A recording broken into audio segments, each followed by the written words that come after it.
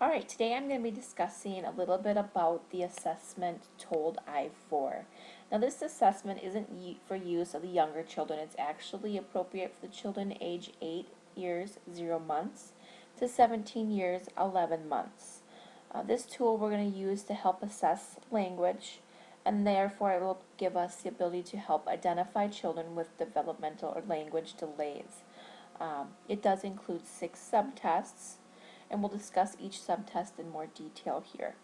But each subtest, the subtests we're going to be discussing are sentence combining, picture vocabulary, word ordering, relational vocabulary, morphological comprehension, and multiple meanings. As we go through this, for each one of these subtests, I would be talking to the child beforehand and letting them know what the instructions are. So I will tell them what I'm going to be doing, what I expect them to be doing, and then I also will give them an example before we actually get started so they feel comfortable with what they're doing.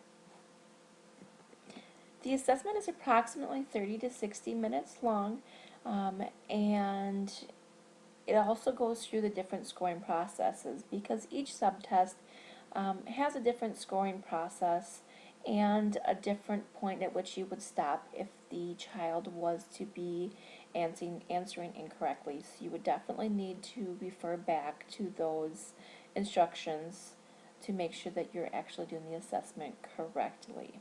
Alright, I'm going to go through each one of these subtests, kind of give you an idea of what the purpose and what a correct response would look like. The first one would be sentence combining. Now, when we look at sentence combining, what we're looking at is the child's ability to make a complex sentence from two simpler sentences. So, what I'm looking for in a correct response, if I gave the child two sentences, I like milk, I like cookies, again, the correct response would be I like milk and cookies. The next subtest is picture vocabulary. With picture vocabulary, we give the child different sets of pictures, 6 pictures in each set. And we are assessing the child's ability to identify spoken words, and they can use this set of pictures to help illustrate that. So if I was to say to a child, point to the fast feline, the child should point to the picture of a cheetah versus, say, a monkey or a car. Just that way we can kind of have an idea, they understand what the idea of fast and feline mean. Word ordering would be the next subtest. Word ordering, what we're doing is we're assessing the child's ability to take words and put them in order to make an appropriate sentence.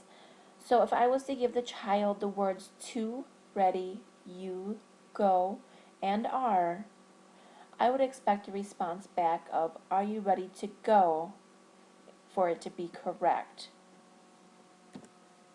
Relational vocabulary is our assessing the ability of the child to find the relationship between words. So if I was to give the child 3 words, dog, horse, cat, the correct response would be they are all animals. The child found the relationship between those 3 and was able to express that to me. Morphological comprehension, we're giving the child a sentence and then we're going to assess the child's ability to identify the morphological aspects of our language.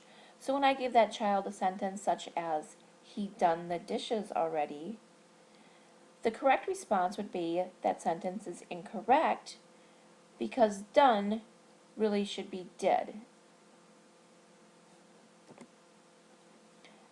And then we're also going to talk about multiple meanings, or we're going to assess them on multiple meanings of words. So what we're doing is we're giving them a word that sounds the same, and then seeing how many meanings of that word they can give us. For example, the word sun. It could mean the bright star in the sky that gives us heat. It can also mean a boy or child, etc. and on from there.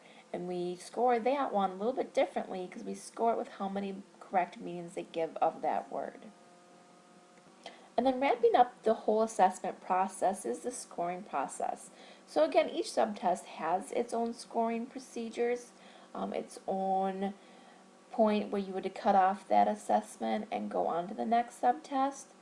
But once you do score it, you have the ability to take the raw data from each subtest and change it into percentile. So you can get a percentile score, you can get a scaled score, and you can also find the age equivalent of that child based on their score on the given subtest that you were looking at. So just so you have an idea, here is an example of how to convert the raw score to a percentile rank and scaled scores. Again, you can find the age equivalent on a different page, and this is just for ages 8 years 6 months through 8 years 11 months.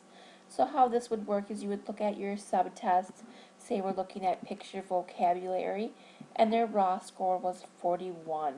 So we would just follow that column down to 41, and we would see they rank 63 percentile, and then they also would have a scale scored of 11, which would follow into average. So this is pretty much the summary of how to use the Told I4 and its subtests. And like I said, there's more instructions and everything to it, but this is really the main overview of the whole process. And I do want to thank you for taking the time to listen to my summary here. Thank you.